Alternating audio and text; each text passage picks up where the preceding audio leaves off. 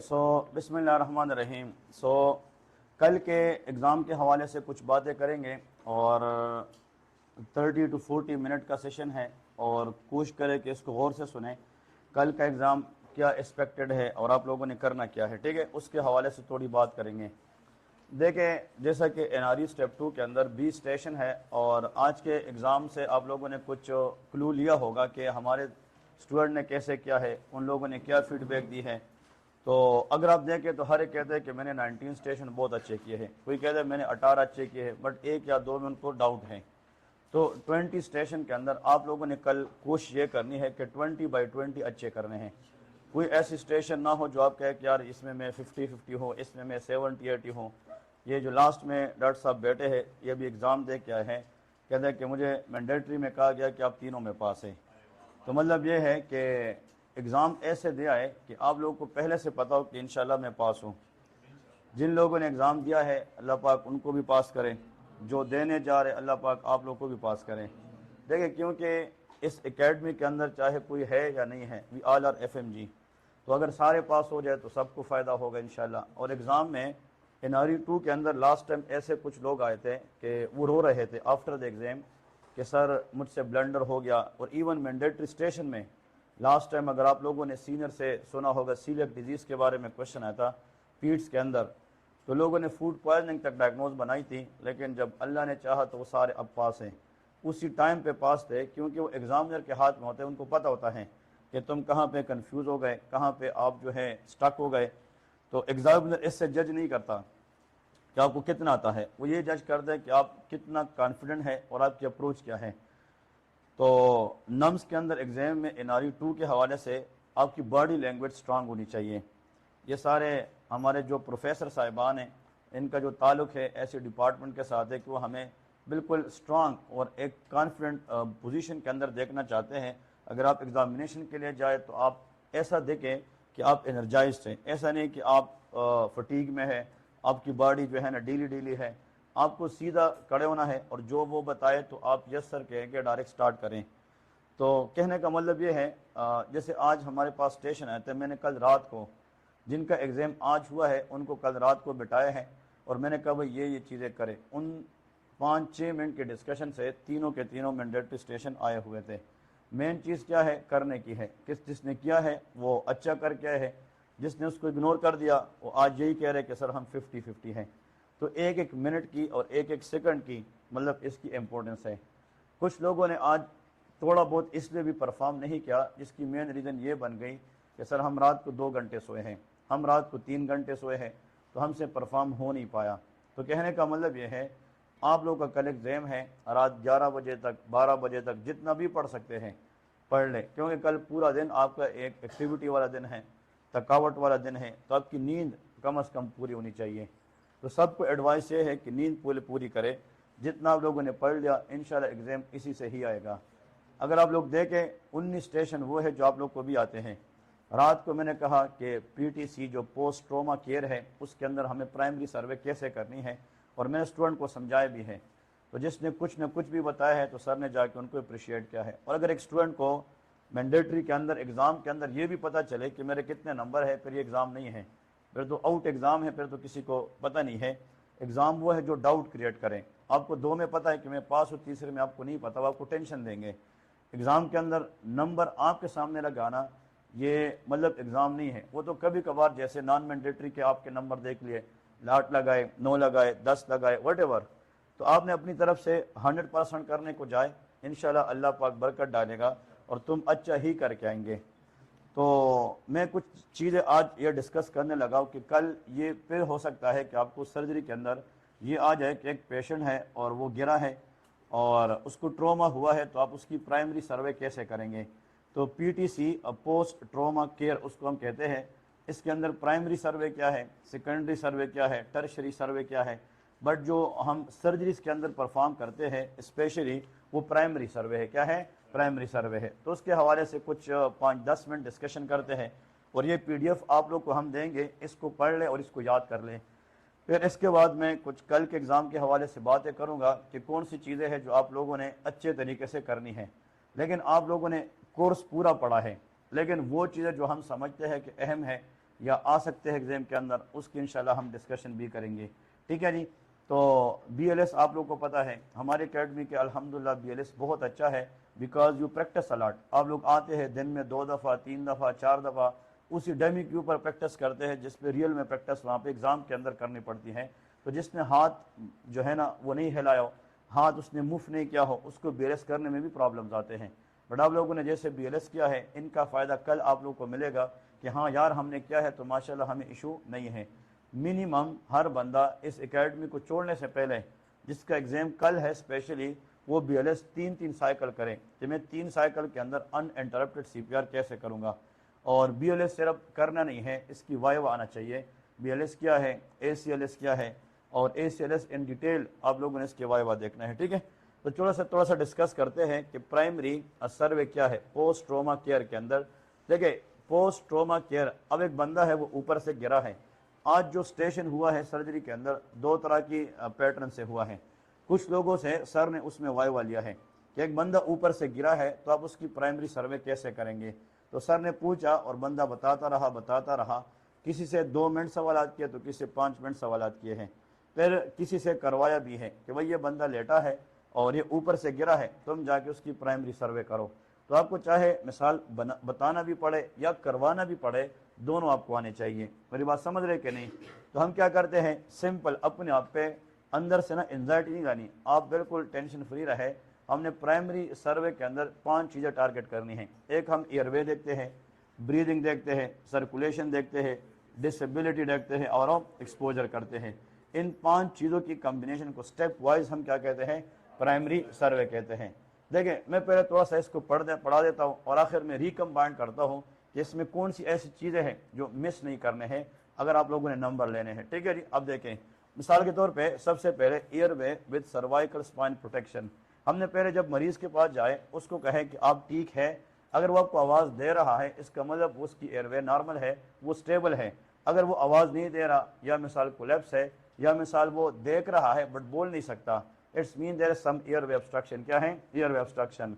तो पहले आप उससे ये पूछे कि आप ठीक है, आप मेरी आवाज़ सुन रहे कि नहीं। अगर वो देख भी रहे वो कहेगा मैं ठीक हूँ। और इसके बाद हम क्या करेंगे कि उसकी बैक साइड पे देखेंगे, जैसे उनको उठाएंगे नहीं, उनकी बैक साइड पे देखेंगे और इससे पूछेंगे कि आपको गर्दन में कोई चोट तो नहीं लगी। अगर उसने लिखा है कि उसको चेस्ट ट्रोमा हुआ है या एब्डोमेन ट्रोमा हुआ है तो हम कहेंगे कि आपको गर्दन पे चोट तो नहीं लगी है साथ साथ, क्योंकि हम सर्वाइकल स्पाइन जो है उसको भी देखते हैं।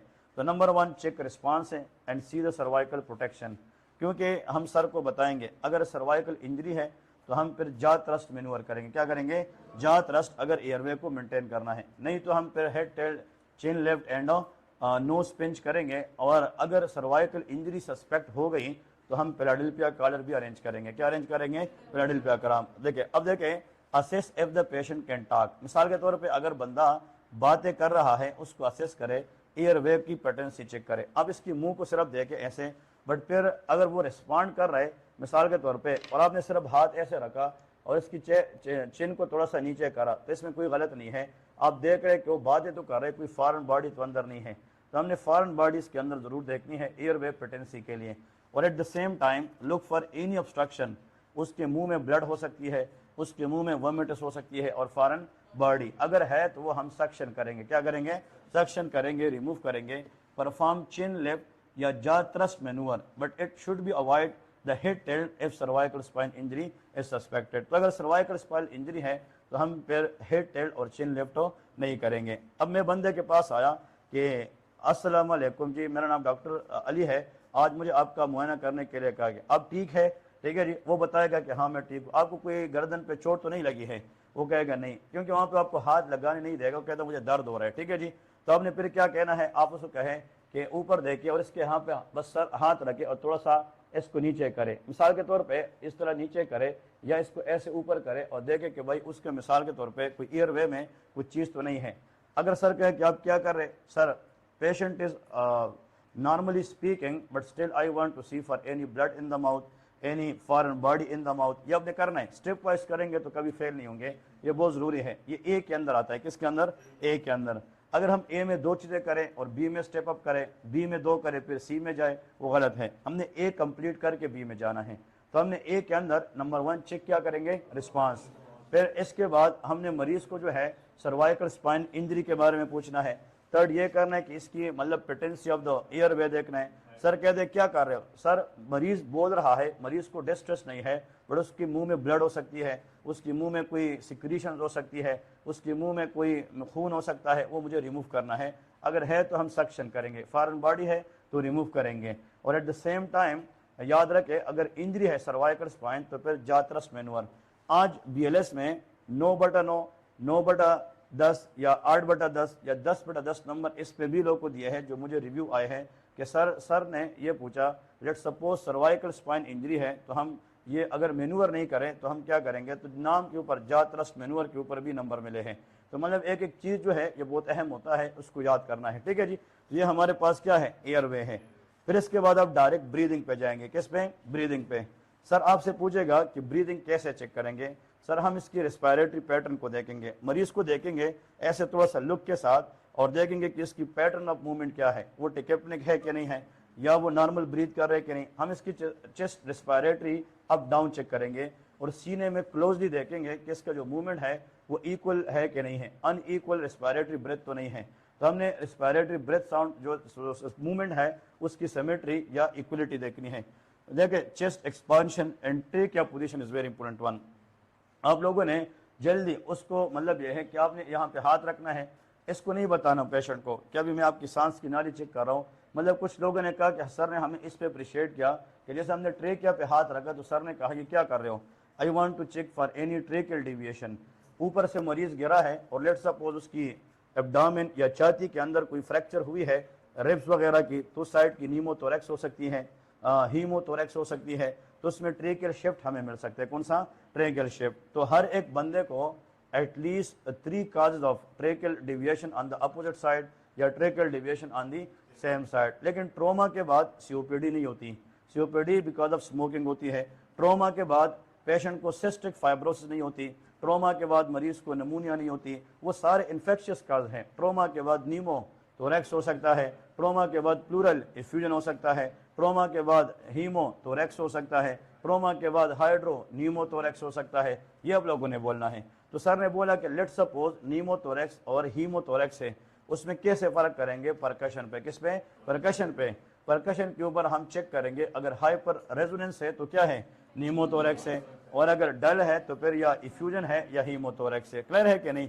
फिर सर ने कुछ लोगों से ये पूछा लेट सपोज नीमोथोरैक्स है तो उसकी मैनेजमेंट कैसे करेंगे। अगर स्मॉल नीमोथोरैक्स है मतलब रिम ऑफ एयर अगर हमें लेस देन 1.5 सेंटीमीटर मिलती है तो हम नीडल एस्पिरेशन करेंगे। कौन सा, नीडल एस्पिरेशन। अगर टेंशन नीमोथोरैक्स है तो नीडल डीकम्प्रेशन करेंगे। क्या करेंगे, नीडल डीकम्प्रेशन या थोरैकोसिंथेसिस करेंगे।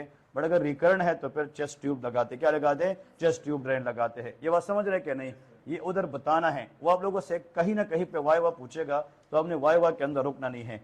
तो मैंने मरीज के छाती को देखा, उसको जस्ट देख रहा हूँ कि वो ब्रीदिंग कैसे कर रहा है, मरीज का जो रेस्पिरेटरी रेट है उसमें कोई फर्क आ रहा है कि नहीं, और चेस्ट को देखूंगा कि दोनों साइड पे इक्वल मूव कर रहे हैं कि नहीं, कोई अनइक्वल मूवमेंट तो नहीं है। ठीक है जी, क्योंकि जिस साइड पे नीमोथोरैक्स होती है उस साइड की मूवमेंट कम पड़ जाती है, decrease movement of the chest on the same side. Identify and treat the life threatening injury like what, tension pneumothorax, massive haemothorax and flail chest हम चेक करेंगे। ये हो सकता है बंदा गिर जाए, एब्डोमेन के ऊपर पार्ट में लगे या पसलियां टूट जाए तो इसके चांसेस होते हैं। अब सर कहेगा कि लेट्स सपोज इसकी पसली अंदर की तरफ गई है, फ्रैक्चर हुई है, रिब्स अंदर की तरफ गई है, तो बंदे के साथ क्या हो सकता है, और आप कहते हैं नमूनिया हो सकता है, कैंसर हो सकता है। ये आप पता नहीं कहाँ पे जा रहे हैं। You people should show the surgical outcome of that patient. वो ईयर आ सकती है नीमोथोरैक्स, इफ्यूजन के अंदर फ्लूइड आ सकती है, ब्लड आ सकती है, हीमोथोरैक्स हो सकता है। तो ये टॉप 3 है, नीमोथोरैक्स, इफ्यूजन एंड हीमोथोरैक्स। ये आप लोगों ने याद रखना है। इसको विदाउट एक्सरे कैसे मालूम करेंगे, परकशन से। कैसे, परकशन से। अगर हाइपर रेजोनेंस है तो हम नीमोथोरैक्स करेंगे, अगर डल है तो हम इफ्यूजन या हीमोथोरैक्स की तरफ जाएंगे। तो फिर thoracocentesis will decide it is either fluid or blood. तो फिर उससे हमें पता चलेगा कि इफ्यूजन है या हीमोथोरैक्स है। ये सारी चीजें हमने किस में चेक की है, ब्रीदिंग में। अब गौर से सुने। इसके बाद नेक्स्ट जो है वो सर्कुलेशन है। क्या है, सर्कुलेशन है। ये सर्वाइवल में पूछेगा। हमने एयरवे में ब्रीदिंग चेक की है, हमने मरीज की जनाब चेस्ट देखी है, रेस्पिरेटरी रेट देखा है। रेस्पिरेटरी रेट यहाँ पे एक में वाइटल साइंस है। क्या है, वाइटल साइंस है। इसमें वाइटल पूरे करने हैं। इसके बाद मरीज की जैसे आप पता लगाए कि अब मैंने इसकी चेस्ट देखी है, उसका डायरेक्ट यहाँ पे हाथ रखे, पल्स चेक करे, सेंट्रल भी चेक करे और पेरिफेरल भी चेक करे। Sir I want to see volume of the pulse, मैंने वॉल्यूम देखना है।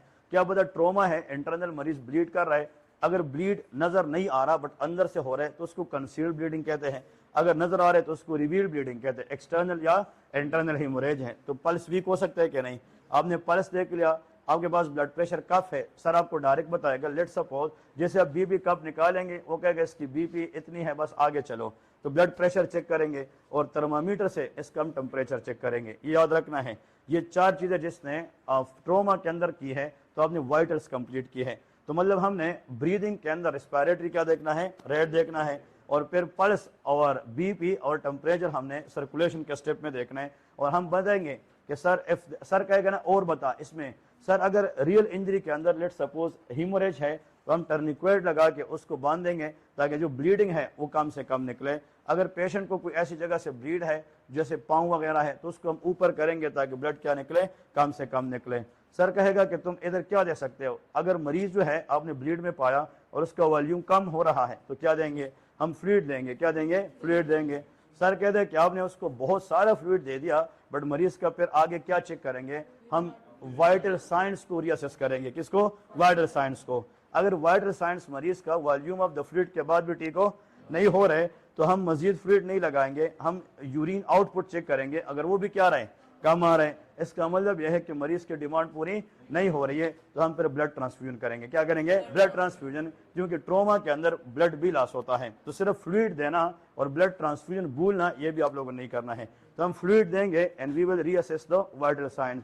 और वाइटल साइंस अगर हम देखते हैं और वो नॉर्मल पे आ रहे, बीपी वाइटल साइंस नॉर्मल का मतलब ये है रेस्पिरेटरी रेट ऊपर से नीचे की तरफ आना शुरू हो जाए, मरीज की बीपी नीचे से ऊपर की तरफ जाना शुरू करे और उसका यूरिन आउटपुट बेहतर हो जाए तो हम मरीज की जो है ना रिकवरी के लिए कहेंगे ये पॉजिटिव साइन है। क्या है, positive. But if you give lot of fluid but still vital signs are not normal, urine output is the best indicator कि आपने जो फ्लूइड दिया है वो नॉर्मल है कि नहीं। तो इसके बाद हम चेक करेंगे to look for any blood loss, तो हम ब्लड ट्रांसफ्यूजन भी करेंगे। क्या करेंगे, ब्लड ट्रांसफ्यूजन। अब देखिए यहाँ पे क्या लिखते हैं कि चेक द पल्स। क्या चेक करेंगे, pulse. Measure the blood pressure, और उसी मरीज का जो बेटा है ना उधर, उसी के यहाँ पे थोड़ा सा जोर देके और इसको छोड़े कि पहले रिपेयर टाइम भी चेक करे। क्या चेक करे, कि पहले रिपेयर टाइम। ये आज के एग्जाम में किसी ने किया तो नहीं है क्योंकि मैंने तो कल इनको बोला था, लेकिन ये मैंने डिटेल आप लोग को दिया कि आप लोग इस पे 5-6 मिनट कैसे लगाएंगे। तो कैपिलरी क्या चेक करेंगे, रिपेयर टाइम चेक करे। Look for any external bleeding, लेकिन मरीज में तो उधर ब्लीड हो नहीं है, ठीक है जी। Control bleeding with direct pressure on tourniquet if indicated, और at the same time pass IV two large cannula to give the fluid into that patient. ये सारा चीजें करनी और एट द सेम टाइम हमने मरीज की CBC, blood grouping, cross matching, urine analysis और कोagulation प्रोफाइल सेंड करनी है। Start warm IV crystalloid if indicated, consider blood transfusion and major haemorrhages. ये सर्कुलेशन है, वो सर्कुलेशन में आपको चेक करेगा कि तुम पल्स, ब्लड प्रेशर और टेम्परेचर तक जा सकते हैं कि नहीं। लेकिन टेम्परेचर भी इतना अहम नहीं है, बट टेम्परेचर इसलिए देखते हैं कि जब बंदा ब्लीड कर रहा होता है ना, खून ज़ाया हो रहा है, ये हाइपोथर्मिया में जाता है, तो हमने उसको प्रिवेंट करना है, तो हमें बंदे का टेम्परेचर भी देखना है। इसके बाद उस बंदे को जब आप देखेंगे तो आप उसको ये कहें ना कि भाई आप अपनी आंखें खोले, अगर वो आंखें खुद ओपन कर सकता है, क्लोज सकता है, तो इसका GCS स्केल आई के अंदर 4 है। कितना है, 4 है। वो नॉर्मल है कि नहीं। लेकिन उसको हम कह दें कि आपका नाम क्या है, आप बता सकते हैं कि ये अब कौन सा टाइम है। अगर टाइम, प्लेस, पर्सन के लिहाज से वो ओरिएंटेड है तो उसका जो वर्बल रिस्पांस है वो 5 है। कितना है, 5 है। और अगर वो हाथ पैर मूव कर सकता है या पेन को लोकलाइज कर सकता है तो इसका मतलब वो 6 है। तो GCS स्केल आज के एग्जाम के अंदर 15/15 दिया गया है। लेकिन अगर आप लोग को मिसाल के तौर पे 13/15 है या 12/10 है तो आपने GCS स्केल इसके अंदर नहीं भूलना। जो D है ना, D डिसेबिलिटी, ये न्यूरोलॉजिकल स्टेटस होता है। क्या होता है, न्यूरोलॉजिकल स्टेटस। तो उसमें क्या चेक करेंगे, GCS स्केल। GCS स्केल आप मरीज को कहना कि अपनी आंखें खोले, अगर वो खोल रहा है, जैसे वो आप उसको देख रहे, I open end of close हो रही है, तो हमने नहीं बताना क्योंकि वो स्पॉन्टेनियस है। तो स्पॉन्टेनियस इज 4। क्या है, 4 है। अगर मरीज की आंखें क्या है, बंद है, एक्टिंग कर रहे हैं, तो हमको मरीज को कहो कि आंखें खोले। अगर वो खोल सकता है तो फिर क्या है, 3 है। अगर नहीं खोल सकते उसको थोड़ा सा स्टिमुलस दे दे, फिर ये 2 है। अगर नहीं खोल सकता तो 1 है। फिर क्या है, 1 है। तो GCS स्केल आप लोगों ने पढ़ के जाना है कि GCS में 15। अगर इसकी स्कोर 13 से 15 के दरमियान है, ये स्टेबल है, माइल्ड इंजरी है। क्या है? माइल्ड है। अगर 8 से 13 है, ये मॉडरेट इंजरी है। अगर 3 से 8 है, इसको हम severe injury and that person required intubation, इसको क्या करेंगे? एंट्यूबेशन करेंगे, मरीज को एडमिट करना पड़ता है। और इसके बाद आपने न्यूरोलॉजिकल स्टेटस में प्यूपिल रिफ्लेक्स देखना है। क्या देखना है? प्यूपिल रिफ्लेक्स। लाइट निकालो, आपके पास लाइट सोर्स है, उनकी प्यूपिल रिफ्लेक्स को कि एक आंख पे हाथ रखे, इतना तो नहीं कर पाओगे 5-6 मिनट में, तो इन लोगों को सिर्फ ब्रीथिंग तक नहीं करवाया, but these are the point, these are the thing that you can do it in primary survey. तो आप लोगों ने यहाँ पे देखने, अगर हम इसके बाद क्या चेक करेंगे, सारे बोले डी फॉर डिसेबिलिटी। तो इसके अंदर न्यूरोलॉजिकल असेसमेंट होती है, लाइक पेशेंट को दे के assess the level of consciousness, then से either the patient is alert or not, या वॉइस के हिसाब से पेन एंड अनरिस्पॉन्स। और क्या देखने? जीसीएस। प्यूपिल चेक करें regarding the size, equality and reaction, और ब्लड ग्लूकोज, और इसमें लिम्ब मूवमेंट चेक कर सकते हैं। और इसके बाद क्या करेंगे? Exposure. Fully expose the patient to identify head and injury. मरीज को बताया कि अपनी मतलब यह है कि कमीज उतारे, ठीक है, ये पूरी एक्सपोज करे बॉडी को by keeping the privacy of the patient. हम इसको सर को कहेंगे कि मुझे एक शीट चाहिए, अभी मरीज को फुल एक्सपोज करूंगा to look for other injuries as well. फिर इसके बाद log roll while maintaining cervical spine alignment. Log roll का मतलब यह है कि मरीज को थोड़ा सा ऐसे मूव करेंगे, बट इसको डायरेक्ट जो है ना, इसकी मूवमेंट अप डाउन नहीं करेंगे, ताकि हम सर्वाइकल कॉलर लगा सकते हैं। और examine front and back of the chest, front and back of the abdomen and prevent hypothermia है। अब देखें, आफ्टर एनी इंटरवेंशन, सबसे पहले आप अगर प्राइमरी सर्वे करते हैं तो पहला स्टेप क्या है? ए है, ए फॉर एयरवे है, बी फॉर ब्रीदिंग है, C for circulation, D for disability and E for exposure है। Treat life threatening condition immediately and once the patient is stabilised, then proceed towards secondary survey, that is head to toe examination. तो head to toe examination तो हम hospital setup में करते हैं, उसमें मरीज क्या होता है? स्टेबल। क्या होता है? स्टेबल। लेकिन जब हम प्राइमरी सर्वे कर रहे होते हैं तो मरीजों अनस्टेबल, तो that is very important. So that is why they kept only primary survey in the OSCE this time, not secondary survey. ठीक है जी। तो प्राइमरी सर्वे इमरजेंसी है। क्या है? इमरजेंसी है, वो हमें देखना होता है। ठीक है जी। अब देखिए, मरीज मिसाल के तौर पर अगर आपसे सर वाइवा लेगा तो आपने बोलना है, या वो बंदा इससे लेटा है, तुम उसके पास जाते हो, जी आप मुझे सुन रहे हैं? ठीक है जी। वो कहते हैं हाँ जी। जी आप बताए आपको चोट कहाँ पे लगी है? वो कहेगा इधर लगी है। क्या आपको चोट इसके साथ ये बैक साइड ऑफ द गर्दन पे भी लगी है? वो कहते नहीं है। It's mean the patient has no cervical spine injury. फिर उसका डायरेक्ट जाके चेक करे कि भाई आप उसने हाथ रखे, उसको बिना बताए, और एक इधर रखे और थोड़ा सा ऊपर करे एंड चेक के उसका एयरवे क्लियर है कि नहीं है। आपने मेनूवर करना है। क्या करना है? मेनूवर करना है। अब जो बंदा उसको वो कहे कि मुझे यहाँ पे इंजरी भी है और तुम फिर भी ये करोगे, ये ब्लंडर है। ठीक है जी। फिर ये हम नहीं करेंगे, जा ट्रस्ट करेंगे। फिर ऐसे जा ट्रस्ट वाला करेंगे, बट उस तक वो आपको जाने नहीं देगा। फिर इसके बाद उनको ये बताए, जैसे मिसाल के तौर पे इनका ट्रे क्या चेक करेंगे, कौन सा ट्रे क्या, ये नहीं भूलना है। ट्रे क्या चेक करने के बाद आप उसको ये बताए मिसाल के तौर पे कि उसके जो छाती है उसकी अप डाउन चेक करे, ये क्या है? ब्रीदिंग है, ताकि उसकी ब्रीदिंग नॉर्मल है कि नहीं, चेस्ट इक्वल मूव हो रहा है कि नहीं हो रहा है। ठीक है जी। कोई नीमोथोरैक्स, हीमोथोरैक्स, उससे हमें पता चलती है। Circulation is very important. उसका पल्स चेक करे, सेंट्रल पल्स भी चेक करे और पेरिफेरल पल्स भी चेक करे to look for any volume, rhythm. ठीक है जी। साथ में बीपी सेट निकाले, ब्लड प्रेशर चेक करने की एक्टिंग करे, और फिर टेम्परेचर चेक करे। और इसके साथ अगर ब्लीडिंग है हम वो कंट्रोल करेंगे, टर्निक्वेट अप्लाई करेंगे। और आईवी फ्लूइड के लिए हमने मरीज को जो है ना प्रिपेयर करना है, और आईवी फ्लूइड के साथ साथ मरीज को बाद में ब्लड ट्रांसफ्यूजन की भी जरूरत हो सकती है। तो जितना इसके अंदर है ये आपने वाइवा में भी बोलना है। वाइवा में इस तरह बोलेंगे, वो अप्रिशिएट करेंगे। डिसेबिलिटी में मरीज से पूछें कि आप बिल्कुल ठीक है, मतलब यह है कि होश व हवास में है कि नहीं, कॉन्शियस है या अनकॉन्शियस है, आंखें खोल सकते हैं कि नहीं, बोल सकता है कि नहीं, मूवमेंट कर सकता है कि नहीं। ईवीएम क्या चेक करेंगे?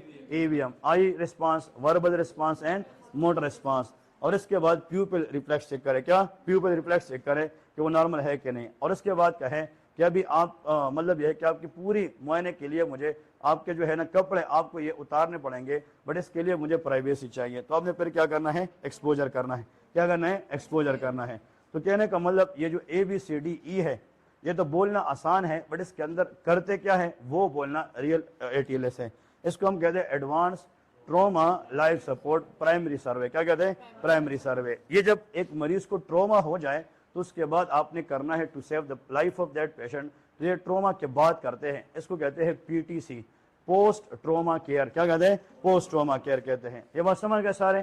तो पोस्ट ट्रोमा केयर के अंदर इतने पॉइंट्स आप लोगों ने ये प्रैक्टिस करने हैं कि भाई मैंने वाइवा में क्या बोलना है और अगर बंदा लेटा है उधर क्या करना है। लेकिन इसमें स्टेप्स आने चाहिए। किसके स्टेप्स कौन कौन से हैं, ये सारे क्लियर हो गए सबको?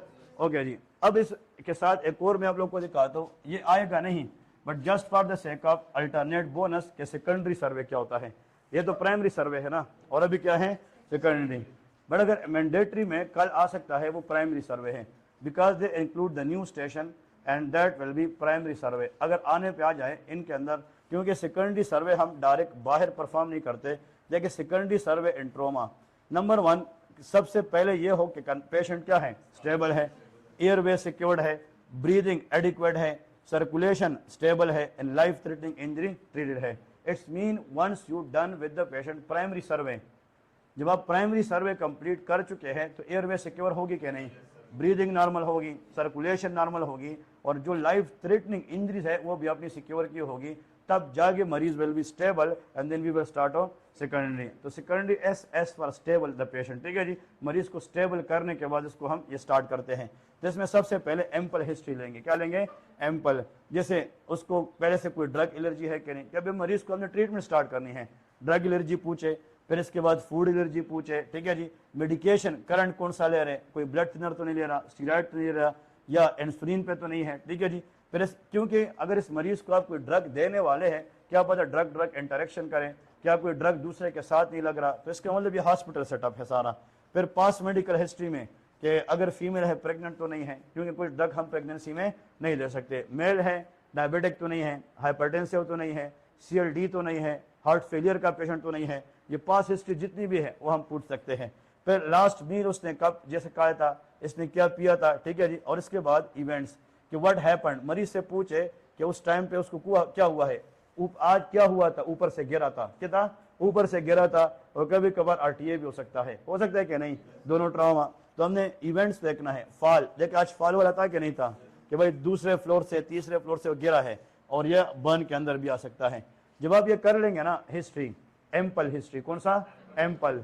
इसके बाद हेड टू टो है। हेड टू टो में ये आपने देखना है कि यार मरीज तो स्टेबल हो गया, अब इसकी सर पूरी देखे कि सर के अंदर कोई लिसरेशन तो नहीं है, अंदर हेड बालों के अंदर देखे कोई अंदर कट तो नहीं लगी मरीज को। तो हम क्या चेक करेंगे? स्कल लेसरेशन, स्वेलिंग तो नहीं है, स्कल फ्रैक्चर तो नहीं है, या अंदर कभी कभार बाल ज्यादा होते हैं, अंदर ब्लीड होते हैं, हमें पता नहीं चलता, ब्लीड चेक करेंगे। तो secondary survey is a detail examination head to toe. तो ये आप लोगों ने गलती नहीं करना, ये हम तब करेंगे जब मरीज क्या हो? स्टेबल हो। मरीज से हम पूरी हिस्ट्री लेंगे। एग्जामिनेशन में हम स्टार्ट कहाँ से करेंगे? स्कल से। अब इधर पे देखे, हाथ रखने से नीचे आए तो फिर आईज को देखे, पेरी ऑर्बिटल स्वेलिंग तो नहीं है, प्यूपिल साइज नॉर्मल है कि नहीं, और इसके साथ आई इंजरी है कि नहीं है। फिर आई के बाद ऐसे जाए कहाँ पे? ईयर में। ब्लड है कि नहीं, कोई CSF तो जैसे हेड इंजरी है तो भाई उसकी कान से ओटोरिया जैसे CSF तो नहीं आ रहा, या Battle sign that is post auricular ecchymosis या ब्रूसिस तो नहीं है। फिर ईयर के बाद नीचे आए, किसकी बारी है? ब्लीडिंग तो नहीं आ रही, कोई हिमाटोमा तो नहीं बनी है, CSF तो नहीं, CSF राइनूरिया तो नहीं है। फिर नीचे आए, माउथ, टीथ चेक करे, tongue injury, airway burn, facial fracture. फिर इसके बाद हो फेस, तो फेशियल बोन फ्रैक्चर तो नहीं है। देखिए इसमें यहाँ से शुरू करे, सर के अंदर स्वेलिंग चेक करना, सर पे लेसरेशन देखना, सर के अंदर ये देखना कि कोई हेड एंड इंजरी नहीं है, ब्लीड तो नहीं है। फिर इसके नीचे आइज में ये देखना कोई इंजरी, आइज के अंदर कोई प्यूपल साइज, और इसके अंदर कोई जैसे मिसाल के तौर पे विजिबल डिस्कलरेशन इन द आई। फिर इसके बाद ईयर की बारी है, फिर नोज की बारी है, फिर मुंह की बारी है, और फिर फेस। ये खत्म हो गया तो नीचे क्या है? नेक। नेक के नीचे क्या है? चेस्ट। तो चेस्ट फ्रंट चेक करे, चेस्ट हो, बैक चेक करे, एब्डामिन फ्रंट चेक करे, एब्डामिन बैक करे। फिर पेल्विस चेक करना है, फिर नीचे लोअर लिम्ब के अंदर ताई चेक करे, फिर इसके अंदर लेग चेक करे, और इसके बाद upper limb and lower limb. इसकी sensory examination and motor examination दोनों चेक करेंगे। तो मतलब ये head to toe stable patient के अंदर detail examination of each and everything to look for any possible problem. ये कौन सा सर्वे है? सेकेंडरी सर्वे के अंदर आता है। आप समझ गए कि नहीं? तो देखें मिसाल के तौर पे नेक के बाद चेस्ट है, चेस्ट के अंदर क्या है? इंस्पेक्ट करे for any Bruce, for any wound, for any deformity. Palpate करे, रिप टेंडरनेस तो नहीं है, कोई सर्जिकल पाइसीमा तो नहीं है। परकस करे, पर हाइपर या रेजोनेंस। आज भी लोगों से पूछा था कि नीमोथोरैक्स हीमोथोरैक्स को कैसे डिफरेंशिएट करे, तो हमने ये देखना है अस्कल्टेट करे for breath sound and heart sound. Abdomen में वही इंस्पेक्शन फॉर डिस्टिंक्शन ब्रूजिंग, और इस तरह मिसाल के तौर पे इसके अंदर हमें मार्क नजर आती है। फिर पल्पेट जैसे tenderness, guarding, rigidity for any mass. Percussion से कोई फ्लूइड जैसे मतलब डलनेस आ सकती है। और बाउल साउंड सुनेंगे, क्या सुनेंगे? Bowel sound. इसके बाद बैक हम चेक करेंगे, फ्रंट एंड बैक, लेकिन बैक में हमेशा स्पाइनल प्रोटेक्शन को देखें और इंजरीज को देखना है। ये जितना भी है चेस्ट, एब्डामिन मिसाल के तौर पे और बैक, इसमें 4 स्टेप्स है: inspection, palpation, percussion and inspection, auscultation. ये आप लोग इन 4 याद रखने हैं और ये हमने नॉर्मल एग्जामिनेशन में पढ़े भी हैं। ये वही सेम चीजें है, to look for any injury. फिर क्या है? Upper limb, deformity, swelling, wound, look for pulse, motor function, sensation and capillary repair time. But capillary repair time and pulse that should be checked in primary survey. किसमें? Primary सर्वे, उधर नहीं भूलना है। देखिए lower limb के अंदर क्या है, जैसे इंस्पेक्शन में लिम शार्टनिंग हुई है या लिम रोटेट हो चुकी है, ये इंस्पेक्शन पे नजर आएगी। साथ में फिर क्या है?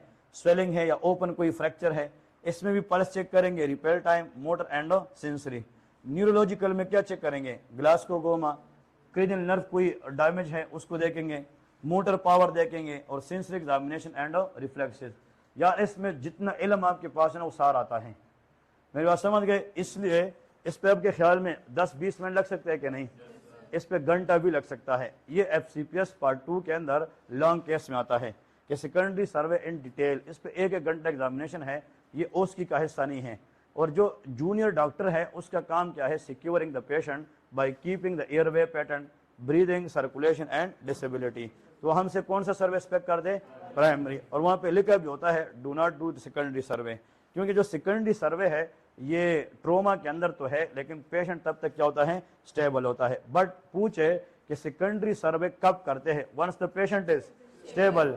मुझे कैसे पता चलेगा ये मरीज स्टेबल है कि नहीं? When the airway is pattern, क्या हो? पैटर्न हो, the breathing is adequate, circulation is normal, the blood pressure is normal, there is no neurological disability and the patient can talk, the patient can respire normally. इसको हम कहते हैं patient is what?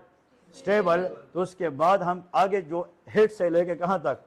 To तक examination करते हैं। तो इधर से स्टार्ट हो जाए, तुम खुद इसको देख के बगैर भी कर सकते हो कि हमने सर के अंदर स्कल लेसरेशन, स्कल फ्रैक्चर, कोई ब्लीडिंग, फिर आई के अंदर कोई हीमोरेज या आई के अंदर कोई विजिबल अकुलर इंजरी देखेंगे। फिर इसके बाद ईयर से कोई डिस्चार्ज देखेंगे, ईयर के पीछे कोई बेटर साइन देखेंगे। आई के एल्गर हम राकून आइस चेक कर सकते हैं, क्या पता उसने इंजरी ली है और एंटीरियर फोसा के ऊपर जहाँ पे ब्रूज हो सकती है कि नहीं, उस ब्रूज का नाम क्या है? राकून साइन है। फिर नेजल डिफॉर्मिटी डीएनएस चेक करे, हिमाटोमा चेक करे, नेजल सिक्रीशन चेक करे, माउथ के अंदर जैसे टीथ क्या है, गम्स जो है ये देखे, कोई दांत तो नहीं टूटी है, कोई गम के अंदर इशू तो नहीं है, माउथ के अंदर कोई ब्लड तो नहीं है, ये सारी चीज़ें हमने चेक करनी है। फिर इसके नीचे फेस के अंदर कोई fracture, maxillary fracture, frontal fracture, ये हम देखेंगे। नेक में देखे, फिर चेस्ट फ्रंट भी है, बैक भी है, एब्डामिन फ्रंट बैक है, फिर पेल्विस है। सेकेंडरी में जितना भी है including sensory and motor examination of the upper limb and lower limb. तो मतलब अब आप लोग कहेंगे तो आसान है, बट चीज़ हमें सिर्फ सीखी है कि सेकेंडरी में आता क्या है। तो अगर आपको इतना पता है कि सेकेंडरी खुद क्या है तो ये बताना वहाँ पे आसान हो जाता है। लेकिन प्राइमरी में हम ABC, D and E से आगे नहीं जाएंगे। ये हमारा प्राइमरी सर्वे होना चाहिए, जहाँ पे देखें डेफिनेटिव मैनेजमेंट किस पे है? Treat identified the injury, consult relevant speciality, pain management, tetanus prophylaxis, antibiotic if indicated and prepare for surgery if required and admit or transfer to the trauma centre. अब देखिए यहाँ पे 2 चीज़ें गौर से सुने। एनआरई स्टेप 2 के लिए प्राइमरी सर्वे include ABC, D, E, ऐसा है कि नहीं? Airway, breathing, circulation, disability and exposure. फिर इसके बाद क्या है? रिससिटेशन है, मरीज को देखे कि वो रिकवर हो रहे कि नहीं, और जब मरीज रिकवर होता है तो उसकी पल्स आनी चाहिए कि नहीं, इसको रास कहते हैं। क्या कहते हैं? Return of spontaneous circulation. कौन सा? Return of spontaneous circulation. ठीक है जी, ये है। अगर यहाँ पे नहीं है तो हम दोबारा ABCD चेक करेंगे, नहीं है तो एम्पलो हिस्ट्री पे जाएंगे, फिर head to.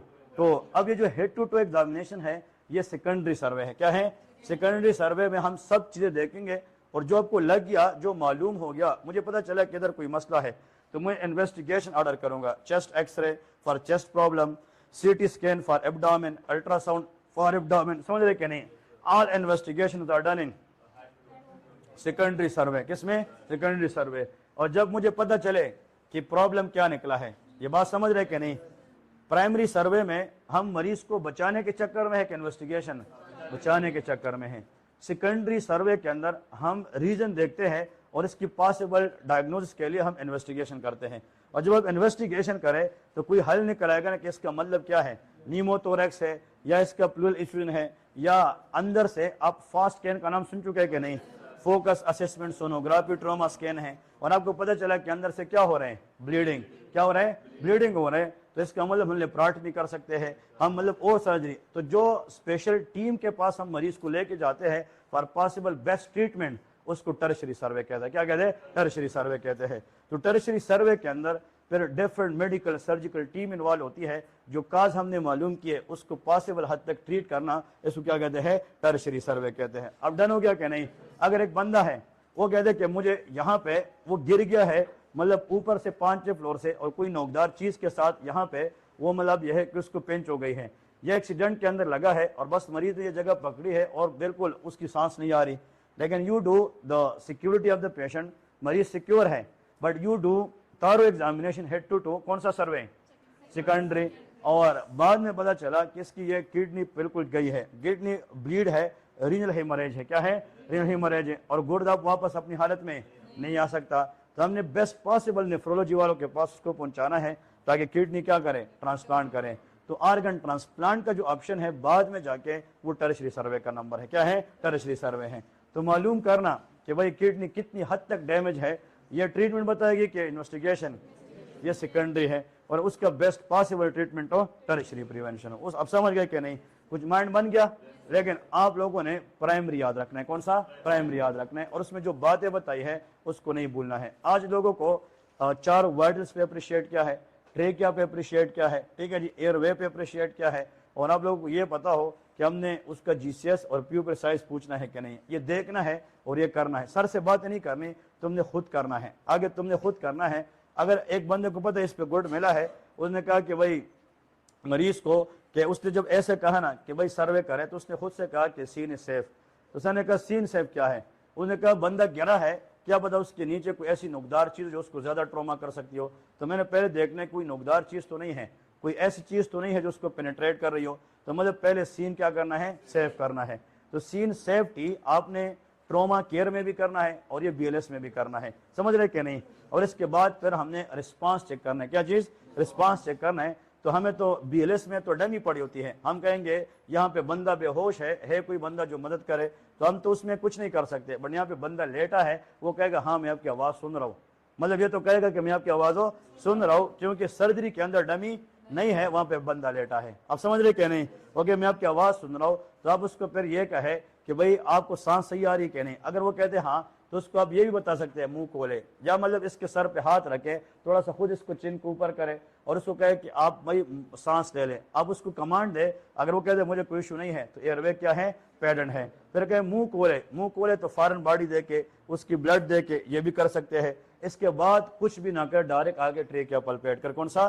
Trachea palpate. Sir my patient is fall from the height, there may a chance of rib fracture that can cause tension, pneumothorax on the same side, hemothorax on the same side, so I want to look for any tracheal deviation। तो आपको पता हो कि tracheal deviation किन में होती है, opposite किस में होती है और सेम साइड किस में होती है। आपने देखे इधर से स्टार्ट किया ना एयरवे से, फिर क्या चेक किया है? ट्रेकिया, और फिर मरीज को देखते लगे, इसकी चेस्ट को देखने लगे थोड़ा सा, ताकि इसकी अप डाउन चेक करे, ठीक है जी, ब्रीदिंग, और डायरेक्ट उसकी यहाँ पे भी हाथ रखे और उसके नीचे पल्स पे भी हाथ रखे। पल्स पे हाथ रखने के बाद बीपी सेट निकाल, ब्लड प्रेशर चेक करे और साथ में टेम्परेचर चेक करे, और ये कहे कि sir I will look for any bleed, external bleed देखूंगा, अगर है we will stop that to apply the pressure on the same area and we will tourniquet on that area. हमने ब्लीडिंग को रोक लिया है। उसके बाद हमने मरीज की जीसीएस स्केल देखना है। अगर वो कहते हैं कि पहले से 15/15 है तो दोबारा देखने की जरूरत तो नहीं है। अगर जीसीएस स्केल नहीं दिया है तो हमें फिर उससे पूछना है। अगर वो अपनी आंखें खोल रहे बंद कर रहे तो उसका जीसीएस आई के लिए 4 है। फिर अगर वो आपके साथ बातें कर रहे हैं तो जीसीएस 5 है, और उसको हाथ पैर मूव करने का कहे तो मतलब 6 होगा। लेकिन अगर वो कहते जैसे उसने एक्टिंग की है, बस पहले से वो ऐसा है, अब उसके मुंह खोले और वो नहीं बोल रहा तो तुम उसको डमी समझ के फिर सब कुछ करना है। समझ रहे कि नहीं? वो कुछ नहीं बोल रहा तो तुम उसको ऐसा ना ब्लैंक हो जाओ कि अब मैं कैसे करूं। आज स्टूडेंट ये खराब हो गए, वो एक चीज की वजह से वो ब्लैंक हो जाते हैं। अब वो उसकी फॉल फ्रॉम द हाइट की हिस्ट्री है, द पेशेंट में बी डिजी अनकॉन्शियस। तुम उसको अब मुझे सुन रहे, वो रिस्पॉन्ड कर रहे, अगर वो ऐसे कर रहे हैं लेकिन मुंह से नहीं बोल रहा, मुंह से नहीं बोल रहा, इशारे कर रहे, तो तुम डायरेक्ट जाके उसको जनाब कहे कि आपको कोई गर्दन पे चोट तो नहीं लगी, और नीचे भी देखे लेकिन उसको हिलाना नहीं है, तो मतलब वो अगर ऐसे करें तो डायरेक्ट बिना पूछे कोई चीज उसका ना एयरवे चेक करें। समझ रहे कि नहीं? एयरवे चेक करें कि एयरवे पैटर्न है कि नहीं है। अगर वो पैटर्न है और आप उसको सांस आपको आ रही है और वो ऐसे कर रहे, मतलब वो तो ड्रामा करेगा ना।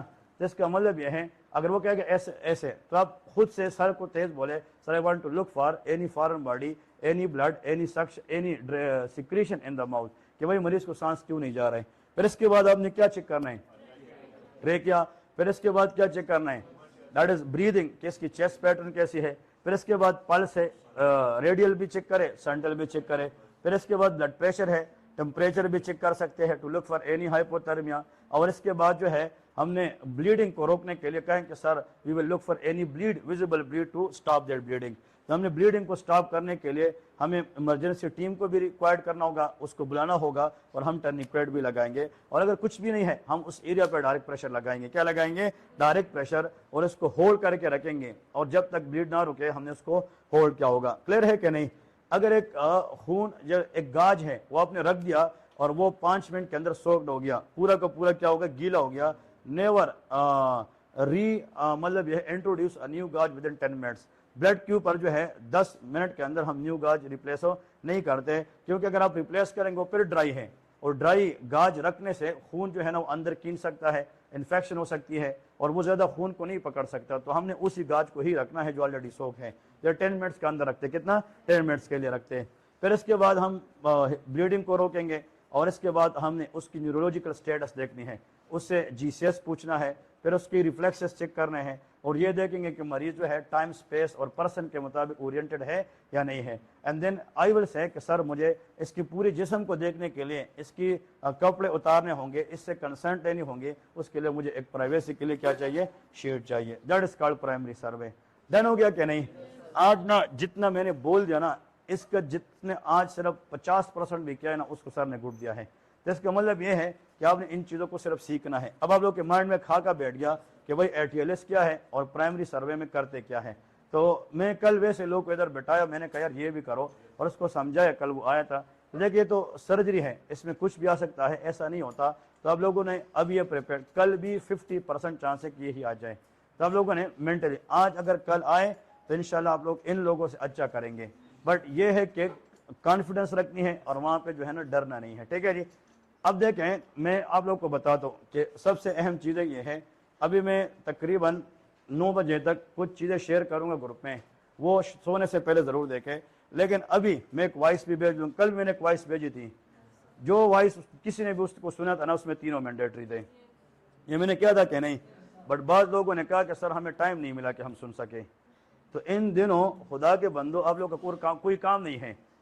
इन दिनों जो भी मिले, जहां से भी मिले, मेरा तो मोबाइल भरा है कि सर आपकी वॉइस का इंतजार हम कर रहे हैं। क्लियर है कि नहीं? तो इसका मतलब इन दिनों सुना करे, आपको फायदा होगा।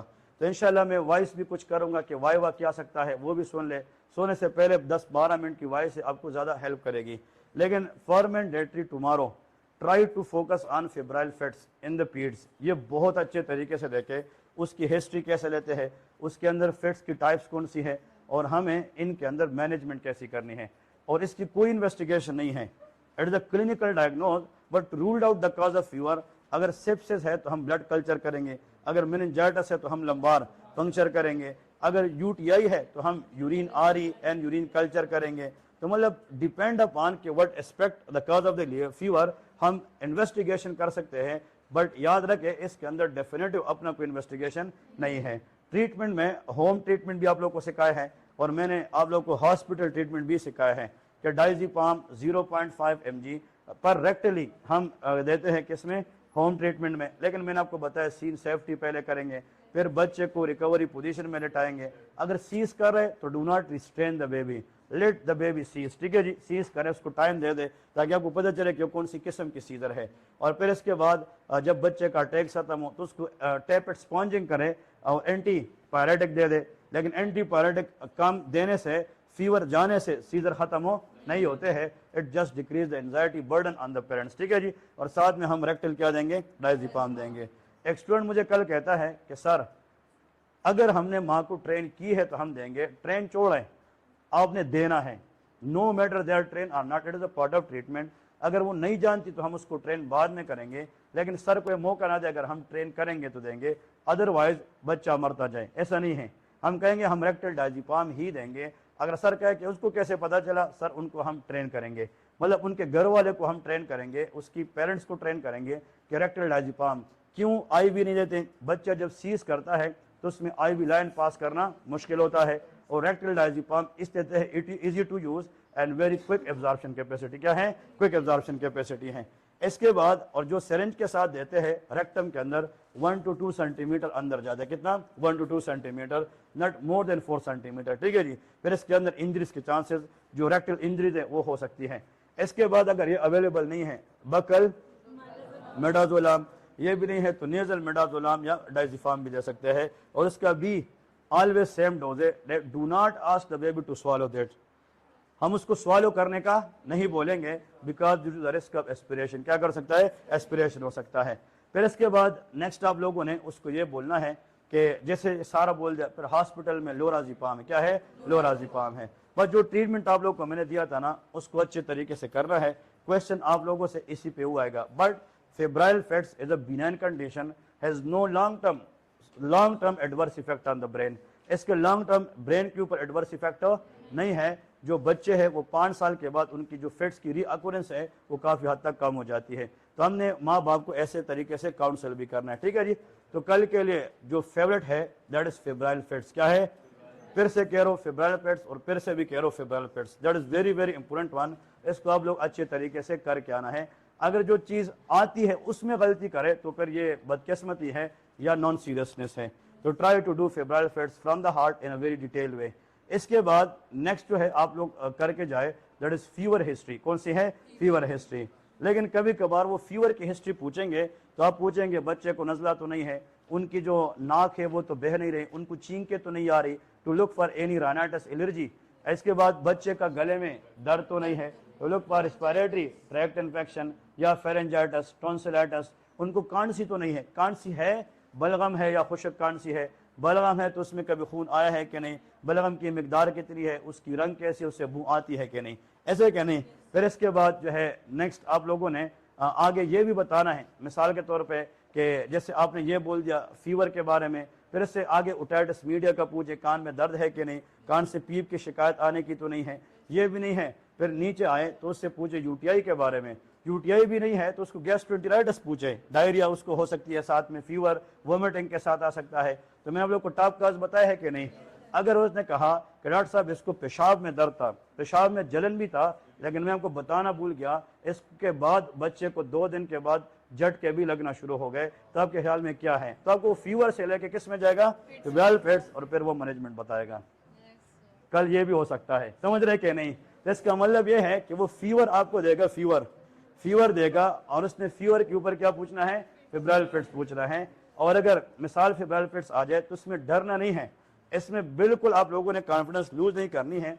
हम फेब्राइल फिट्स के अंदर बच्चा जो लाता है वो बुखार के साथ लाएगा कि झटकों के अंदर, शाबाश, फेब्राइल फिट्स। अब जो माँ लेके आई है बच्चे को तो उनको झटके पड़ रहे या वो कहते कि उसको बुखार है, झटके हैं, उनको फेब्राइल फिट्स है मतलब झटके, तो हम उसमें झटके का पहले पूछेंगे, फिर बाद में फीवर को रूल आउट करेंगे।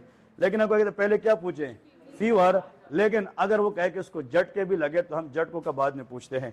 बट अगर फीवर है बट झटके का हिस्ट्री नहीं है तो हम सिर्फ फीवर के ऊपर जाएंगे। अब समझ गए कि नहीं। तो ये बहुत इंपॉर्टेंट है और ये सवाल पूछना लाजमी है फेब्राइल फिट्स में कि क्या नोट क्या है कि बच्चे को झटके बुखार के बाद लगे हैं या बुखार से पहले लगे हैं, और क्या ये झटके खानदान में पहले किसी को है कि नहीं है। देखिए झटके बच्चे को कब से लग रहे हैं, जब बच्चे को झटके लगते हैं तो एक दिन में कितनी बार लग रहे हैं, और झटके का दौरानिया झटके जिस्म के किसी एक हिस्से में या पूरे जिस्म पे से, झटके के बाद बच्चा होश में होता है या बेहोश हो जाता है, झटके के बाद जब बच्चा आंखें खुलता है तो मतलब यह है कि सबको पहचानता है कि नहीं, बच्चा जो है पहचानने के बाद सोने की जिद करता है या एक्टिव रहता है, ठीक है जी। फिर इसके बाद ये पूछे कि जैसे बच्चे को झटके आए हैं तो उसके बाद जो बच्चा है मिसाल उसके कोई पहाना निकला है या, लेकिन फेब्राइल फिट्स में बहुत जीरो होते हैं, ना होने के बराबर। इसमें 4 सवाल वो देखते हैं, उसका दौरानिया कितना है, ताकि look for any simple versus complex seizure. तो मतलब दौरानिया लेस देन 15 या मोर देन 15 है।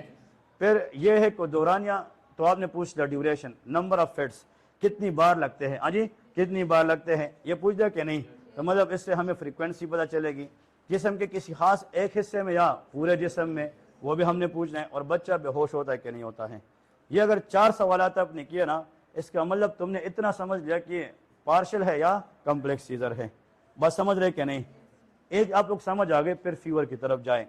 अगर वो कहे ना कि बच्चे को फिट्स है, क्या है, सीजर है, लेकिन उसको फीवर की हिस्ट्री, तो उसको ए फेब्राइल फिट्स कहते हैं। क्या कहते हैं, ए फेब्राइल, कि फीवर के बगैर भी तो फिट्स हो सकता है।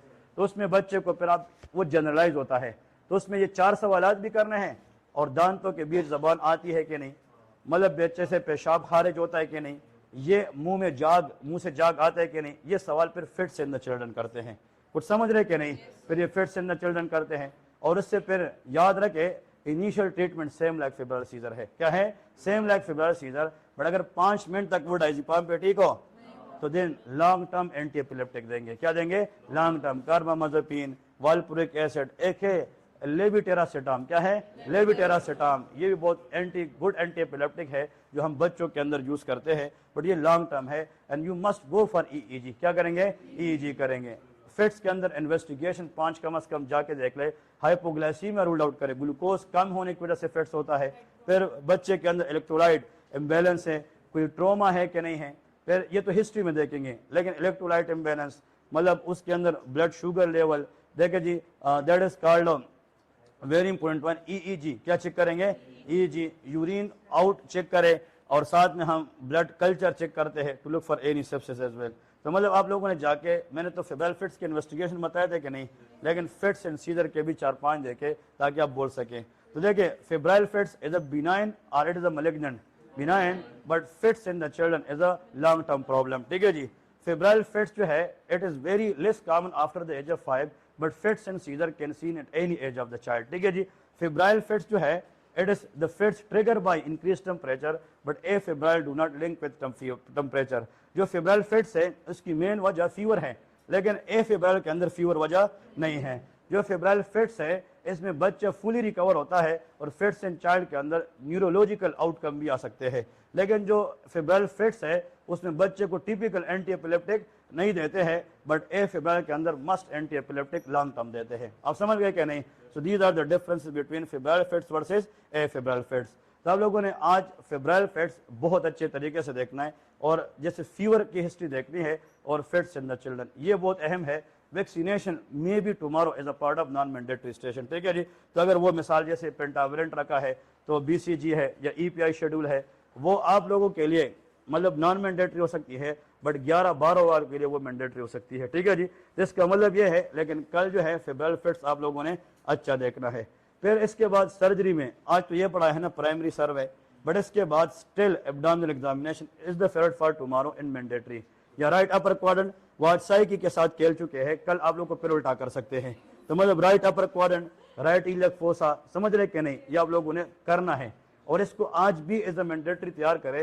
तो अगर जैसे आज भी राइट इलियक फोसा है कि नहीं, तो आप लोगों ने इतना अच्छा किया है कि नॉन मैंडेटरी में सबको शाबाश भी मिली है, क्योंकि इसके ऊपर आप लोगों ने काम उस तरीके से अच्छा किया है। तो मतलब कल भी एब्डोमेन 3 चीजें, right upper quadrant, right iliac and right lumbar, but for me 2 right upper quadrant and lumbar, ठीक है जी। ये 2 प्लस ये पोस्ट ट्रोमा केयर, इसके अलावा और उसमें कुछ भी नहीं आता। ये सबसे अहम है, इस तीनों को कम से कम करके जाए इंशाल्लाह, दिन अल्लाह पे छोड़े, it will be the part of exam. And BLS क्या है, BLS है।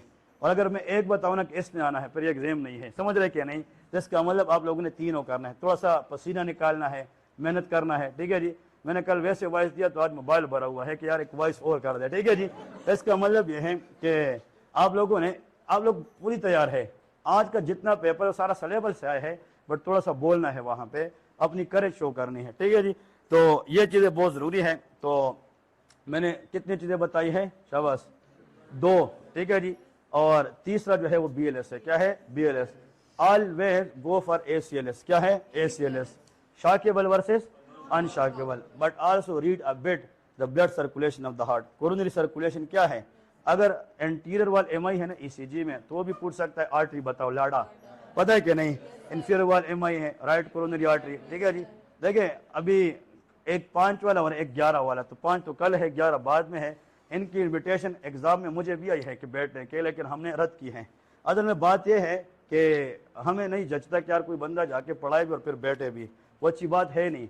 क्योंकि आप लोग अब असल में फिर आप लोगों को एक होप मिलता है कि यार एक बंदा उधर है वो कर लेगा, ठीक है जी। ऐसा नहीं होता है, क्योंकि स्टूडेंट वो है, आप लोगों ने कंप्लीट लाइफ प्रैक्टिकल लाइफ में करना है। अपने पाँव के ऊपर खुद खड़े हो कि जिंदगी में जाओ, सिर्फ दुआ दो, लेकिन पीछे ये भी मुड़ के ना देखो यार कि सर फिर भी खड़ा है। सर एक हद तक खड़ा है, बाकी इंशाल्लाह आप लोगों ने खुद जाना है। इसका मतलब ये है कि फिर स्टूडेंट को होप मिलता है कि यार एक बंदा है वो, अगर मैं नॉन मैंडेटरी पे बैठ भी गया तो क्या हो जाएगा। तो मतलब आप लोगों ने उधर जाके हर टीचर को ऐसा समझना है कि मेरे लिए उस्ताद हैं। मतलब आप लोगों ने अपनी तरफ से अच्छा करना है। मैं गारंटी से कहता हूँ 99% इंशाल्लाह 100% सारे पास हो जाएंगे। आप लोगों ने देखिए, अगर मैं कहूँगा 100% ये भी गलत है, मैं कहूँगा 80% ये भी गलत है, 90+%, क्योंकि इंसान है तो गलती ज़रूर होती है, बट गलती इंसान को फेल नहीं करेगी, वो ब्लंडर फेल करती है। ब्लंडर ना करे, गलती होगी। आज भी बहुत सारे प्रोफेसर आपको हेल्प कर रहे थे। मतलब इनसे पूछे, एक बंदे ने गार्डर एयरवे पूछा ना, गार्डर एयरवे कि उसको जैसे मिसाल के तौर पे किया, तो उसने कहा ये छोड़ो, ये तो आपके 9 महीने लगा दिए, आगे जो सर्जरी है उसमें अपनी कॉन्फिडेंस रखो और उसमें ये करो वो करते थे। कि उस सर के लिए कितनी अच्छी बात है कि अपने स्टूडेंट को गाइड करता है कि आगे यार सर्जरी है, क्यों, उनको भी ये है कि ये बच्चे हैं, ये न्यू है, उनको सपोर्ट देना चाहिए। क्लियर है कि नहीं? तो आप लोगों ने अपनी तरफ से 110% देना है। अल्लाह ही आपको इंशाल्लाह इसका अजर देगा और फायदा देगा और हेल्प देगा।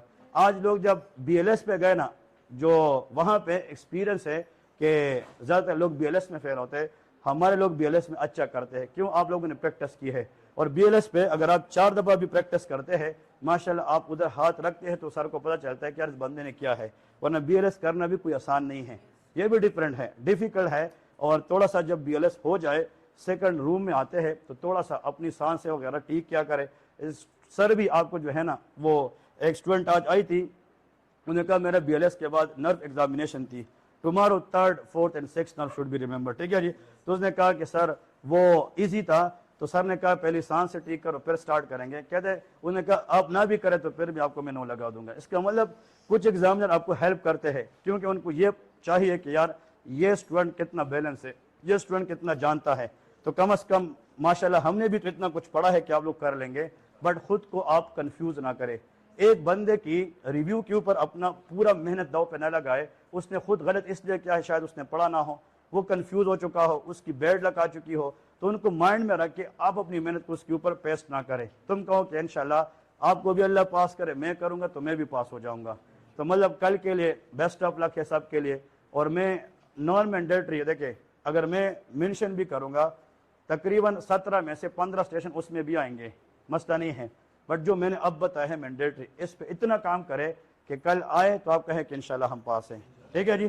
तो ये एक दफ़ा फिर से रिपीट करता हूँ लास्ट में, पीड्स के लिए febrile fits is very important, और फिट्स इन द चाइल्ड भी देख ले, हमने देखा है। और फीवर क्या है? फीवर है। Vaccine should be remember for non mandatory, but अगर ये आ भी जाए, आने के चांसेस कम है, but I think you people will be very happy अगर वैक्सीन आ जाए। देखिए सब ने ऐसे किया है कि यार कब आएगी, ठीक है जी। तो vaccine is also should be remember, but febrile fits is very important one, you must go through it, ठीक है जी। लेकिन इसके बाद एब्डामिन में जैसे लंबर एरिया है, राइट अपर क्वाड्रेंट है, प्लस पोस्ट ट्रोमा केयर है, ये अच्छे तरीके से देख ले। और 3rd नंबर पे BLS में ACLS आना चाहिए कि शॉकेबल क्या है और अनशॉकेबल क्या है। और कम अज कम इस एकेडमी में जाने से पहले अभी भी 2-3 घंटे हैं, हर बंदा जिसने अभी अपना काम खत्म किया और जाने लगे, मैं डमी रख लेता हूँ, कम अज कम 3-3 साइकिल आप लोग करके जाए, कि मतलब कल जाए तो आपकी रिदम बनी हो। 3-3 साइकिल, और डेप्थ के साथ करें, जोर के साथ करें, पसीना बहाओगे तो फिर पास करेगा, ठीक है जी। और डेप्थ के साथ करेंगे तो फिर अच्छा भी लगता है। और इंशाल्लाह tomorrow exam will be super easy. But जो जो बताया है प्लीज इसके ऊपर काम करें, ठीक है जी। और जो अच्छे स्टूडेंट हैं सारे, देखें पास होने सब ने ना, कितने ने पास होना है? सब ने इंशाल्लाह पास होना है। तो देखिए हमने पीट्स के 84 पेजेस दिया है कि नहीं? वो मेरे ख्याल में आप लोगों ने 3-4 दफा देखे हैं, आप करने पे आए तो आधे घंटे में फिर सारे देख सकते हैं। बट जो मैंने बताया है ना उसको अच्छे तरीके से करें। इंशाल्लाह tomorrow exam will be yours, ठीक है जी। और tomorrow professor will be very friendly, ये भी याद रखें, ठीक है जी। हाँ करके बताना। And you people then let me know कि यार कैसे थे। Everyone you people will give the review इंशाल्लाह, ठीक है जी। तो बेस्ट ऑफ लक, बहुत सारी दुआएं हैं सबके लिए। अल्लाह पाक सबको कामयाब, जिसने एग्जाम दिया है अल्लाह उनको भी कामयाब करे, और जो एग्जाम कल देंगे और फिर बाद में देंगे सबको, जो एकेडमी में है या नहीं है सबको अल्लाह पास करें। क्योंकि this is the time that you people need support. ये वो टाइम है कि टीचर की एक पॉजिटिव बात इंसान को जान देती है कि यार हाँ टीचर कहता है तो शायद मैं कर जाऊंगा, और वो जो करेज है वो कल इंशाल्लाह सक्सेस की रीज़न बनती है। तो इंशाल्लाह आप लोगों ने जितना किया है ना, आज इन लोगों से पूछना, ये दूसरे लोगों से मिले होंगे तो खुद से कुछ ये फील कर यार इससे तो मैं काफ़ी अच्छा हूँ। काफ़ी लोगों को पता भी नहीं होता, मतलब उनको गाइडलाइन ही नहीं पता होती, उनको तरीका नहीं पता होता। और आप लोग को माशाल्लाह आप लोग तो इतना पढ़ चुके हो, आप लोग को सिर्फ अपनी डर के अलावा कोई चीज़ नहीं हरा सकती, ठीक है जी। तो फियर से नहीं डरना है, ठीक है जी। Fear is nothing to fear, ठीक है जी। फियर जो है is nothing to fear but the fear itself. खौफ सिर्फ खौफ है, खौफ से डरना नहीं है। क्लियर है कि नहीं? तो इसका मतलब यह है कि आप लोगों ने कभी भी अपने अंदर जो है ना ये खौफ नहीं डालनी कि मैं कर नहीं पाऊँ। आपने अंदर ये डालनी है मैंने करना है और मैं कर भी लिया है और इंशाल्लाह कर के आऊँगा, ठीक है जी। ये बहुत ज़रूरी है, अंदर से अपने आप को मोटिवेट करे। तो सबसे पहले किसको ख़त्म करना है? फियर को। ये बहुत ज़रूरी है, फियर को ख़त्म करना है। That is very important. And still you have one night, so come out from this comfort zone, कि भाई आज भी 2 घंटे में वो करके दिखाऊंगा जो मैं शायद महीने में नहीं करके दिखाया। तो ये 2 से 3 घंटे आपके आज अपने हैं और इसके ऊपर आपकी फ्यूचर है। तो कंफर्ट जोन ये है कि नहीं अभी सर ने बात है कि तो मैं चाय पी के 1 घंटा उधर लगाऊंगा, चाय पी के फिर वापस 1 घंटे तक नहीं, अब बैठना है और 2-3 घंटे दिल से पढ़ना है। तो कंफर्ट जोन से निकल आना है। और तीसरी बात, do not quit in the middle. अगर आप एक स्टेशन खुदा रखास्त नॉन मैंडेटरी ऐसा भी गया तो मिडल में क्विट ना करे कि मैं कर ना पाऊँ। शायद आपके 3 मैंडेटरी ऐसे अच्छे हो जाए कि वहाँ से उसको आपको कहे कि आप पास हो। तो मतलब ये है कि क्विट अंदर से नहीं करना है कि भाई मैं एक में गलत है तो मैं शायद सब में गलत है, नहीं। वही एक जो है ना आपने गलत किया 19/19 आप ठीक करोगे। और non mandatory is not the decider, it is the mandatory who is the decider कि इंशाल्लाह यू विल बी पास, ठीक है जी। तो मैंडेटरी में अपनी जान लगाए। और वहाँ पे इन लोग के साथ आज हुआ है, वहाँ पे तो देखे जो नम्स है जो पेपर कंडक्ट करती है वो खुद ये चाहते हैं कि हम यार आगे बढ़े और हम पास हो जाए। तो वहाँ पे टीचर्स आते हैं, वो बताते हैं पहले से क्या आपकी मैंडेटरी कौन से हो सकता है, और वो आपको इकट्ठा करेंगे और बताएंगे कि आज ये मैंडेटरी आई है। और उसके बाद भी एग्ज़ाम में जाने के तकरीबन आधा घंटा होता है या 20 मिनट होते हैं, और इवनिंग वालों को तो घंटा मिलता है। अगर वो बताए कि ये मैंडेटरी तो खुद आपस में प्रैक्टिस भी करो, उधर ना बताओ एक दूसरे को। तो इसीलिए हम क्या करते हैं, सिर्फ दिल में यहाँ पे होप लिए होते हैं क्या होगा। अब उसने पेपर भी बता दिया कितना ये है और उसके बावजूद भी हम गलत करके आए तो फिर यह बदनसीबी है, ठीक है जी। तो इंशाल्लाह सब ने अच्छा करना है और कल टाइम पे पहुंचना है, टाइम पे पहुंचना है। कल स्टडी नहीं है, आज जितना करना है स्टडी है। और कल कोशिश करे हर एक बंदा टाइमली आज सो जाए, कल नाश्ता करे और 2 पेनाडोल ज़रूर ले ले एग्ज़ाम से पहले। सबके लिए दिल से दुआ है। अल्लाह हाफिज़, ठीक है जी। ओके।